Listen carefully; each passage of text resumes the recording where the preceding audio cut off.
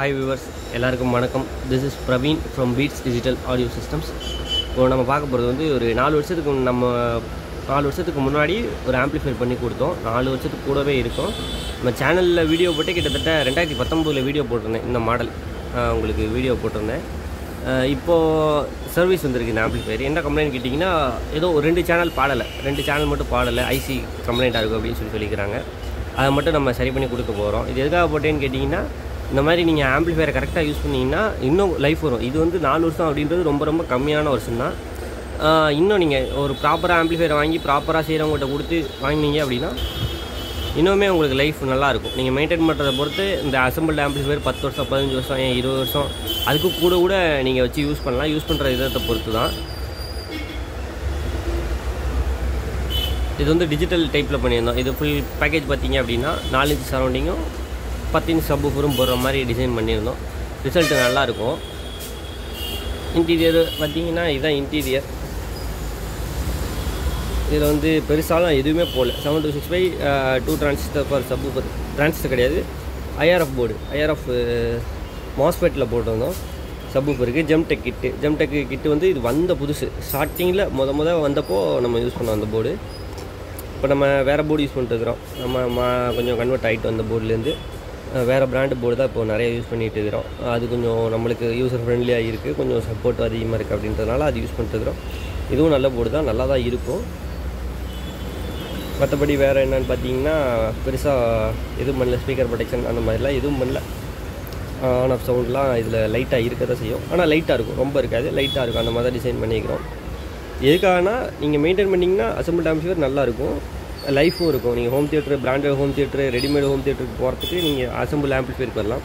அதே போல் ப்ராப்பராக ஆம்ப் செய்கிறவங்கள்ட்ட கொடுத்தீங்க அப்படின்னா அந்த ஆம்பிளிஃபையரை மாற்ற வேண்டிய அவசியம் வராது.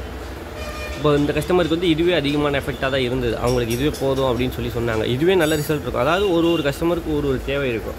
என் ரூம் வந்து 10க்கு 10 இருக்கும், 10க்கு 8 இருக்கும், 10க்கு 20 இருக்கும், 10க்கு 12 இருக்கும். இந்த மாதிரி நிறைய விஷயங்கள் இருக்கும். அதுக்கேற்ற மாதிரி நீங்கள் ஆம்பிளிஃபையரை பண்ணிக்கோங்க. மெயினாக வந்து நீங்கள் இந்த 2 சப்வூஃபரு 3 சப்வூஃபரு அதெல்லாம் உங்களால் ஒரு அரை மணி நேரத்துக்கு மேலே கேட்க முடியாது.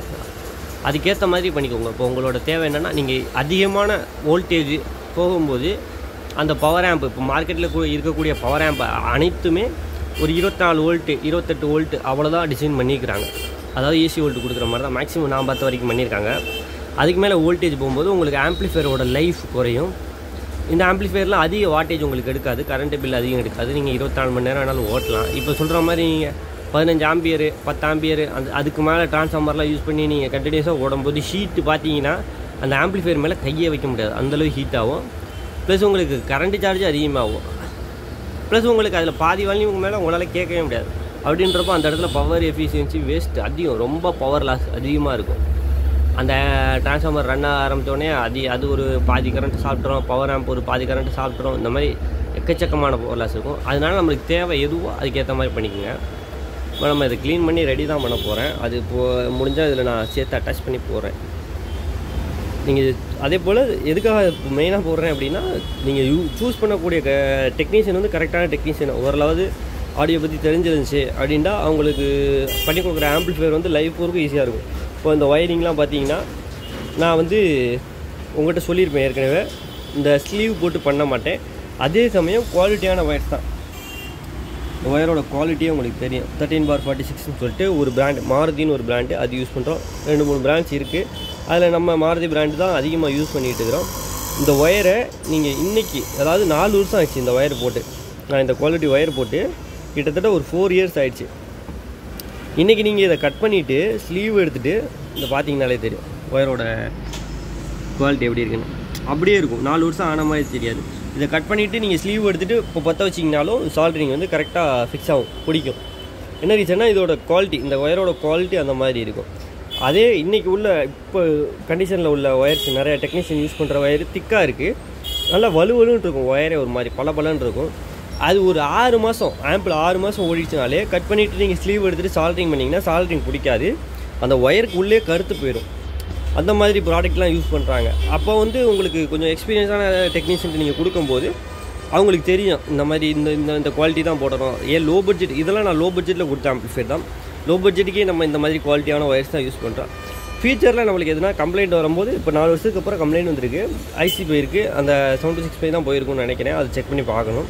பார்த்துட்டு அதை மாற்றி விட்ருவோம். அதோட சார்ஜ்னு பார்த்தீங்கன்னா உங்களுக்கு ஒரு 200 250 அவ்வளோதான் இது சர்வீஸ் சார்ஜ் வரும். அதுக்கு மேலே என்ன போயிருக்கோ அதுக்கேற்ற மாதிரி பார்த்து மாற்றிக்கிடுவோம். மற்றபடி வேறு இதில் எதுவும் பெருசாக பண்ணல. ஒயரிங் இந்த மாதிரி பண்ணும்போது இப்போ கம்ப்ளைண்ட் ஆயிடுச்சு.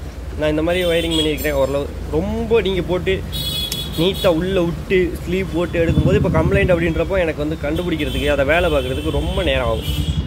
இப்போ வந்து இப்போ ஆம்பிளிஃபையர் கொடுத்துருக்காங்க. இன்னும் ஒரு அரை மணி நேரத்தில் நான் இதை வந்து சரி பண்ணிடுவேன். கண்டிப்பாக சரி பண்ணிட முடியும். என்னென்னு கேட்டிங்கன்னா நம்ம ஒயர் வெளில தெரியுற மாதிரி டிரான்ஸ்பரண்டாக தான் எல்லாமே பண்ணியிருக்கோம்.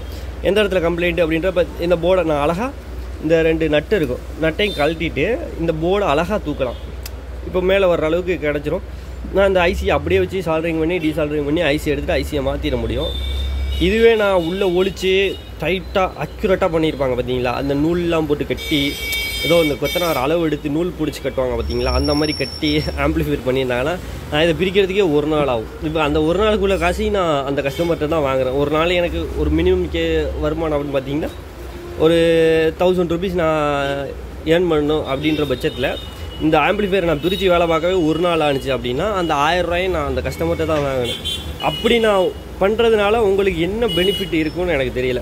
இப்படி நான் உள்ளே விட்டு ஒயரை நேராக வச்சு லைன் பிடிச்சி கட்டி எல்லாமே போட்டு பைப்லாம் போட்டு எல்லாமே போட்டு பண்ணி அதனால கஸ்டமருக்கு எந்த யூஸுமே கிடையாது.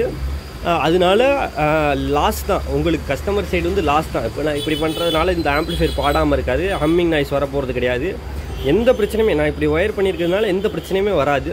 உங்கள் வீட்டுக்கு வர போகிறவங்க இந்த ஆம்பிளிஃபையர் திறந்து எட்டி பார்க்க போகிறது கிடையாது. இது வந்து நீட்டாக தான் இருக்குது, இருந்தாலும் சொல்கிறேன். அதே போல் ரொம்ப கொச்சமோசன் இருக்கக்கூடாது. இப்போ ஒரு ட்ராக் போகுது அப்படின்னா பழைய காலத்து ஒயர்லாம் பார்த்தீங்கன்னா சும்மா கைமையானு கிடக்கும், அந்த மாதிரி பண்ணக்கூடாது. இந்த அளவுக்கு நீட்டாக பண்ணிடணும். ஒரு ஆம்பிளிஃபையரில் எதனா பிரச்சனை அப்படின்னா, இப்போ இந்த பெட்டு பிரச்சனை அப்படின்னா இதை தனியாக கலட்டி எடுத்துடலாம். இந்த ஒயர் இருக்குது பார்த்தீங்களா, இவ்வளோதான் இந்த ஒயர். இதை எடுத்து நான் என்ன கம்ப்ளைண்ட் அப்படின்னு பார்த்துட்டு திருப்பி வச்சிடணும். எனக்கு வந்து இதோட வேலை வந்து ஒரு அரை மணி நேரத்தில் முடிகிற மாதிரி இருக்கணும். அந்த மாதிரி ஒயரிங் பண்ணிங்கன்னா தான் பெஸ்ட்டு. அதுக்காக தான் மெயினாகவே நான் இந்த வீடியோ எடுத்தேன். ரொம்ப நேரமாக பேசிகிட்டு இருக்கேன்னு நினைக்கிறேன். சரி, ஓகே. இது வந்து சின்ன அவேர்னஸ் மாதிரின்னு வச்சுக்கோங்க. அந்த மாதிரி எடுத்தேன். பாருங்கள், பிடிச்சிருந்தா லைக் பண்ணுங்கள். இது போல் வேறு எதனா சர்வீஸ் வீடியோ போடணும், ஃபுல் சர்வீஸ் என்ன பிரச்சனை அப்படின்னு கண்டுபிடிக்கிறது அதெல்லாம் போடணும் அப்படின்னா கமெண்ட் பண்ணுங்கள். கமெண்ட் பண்ணிங்கன்னா கண்டிப்பாக எடுத்து போடுறேன். தேங்க்யூ ஃபார் வாட்சிங்.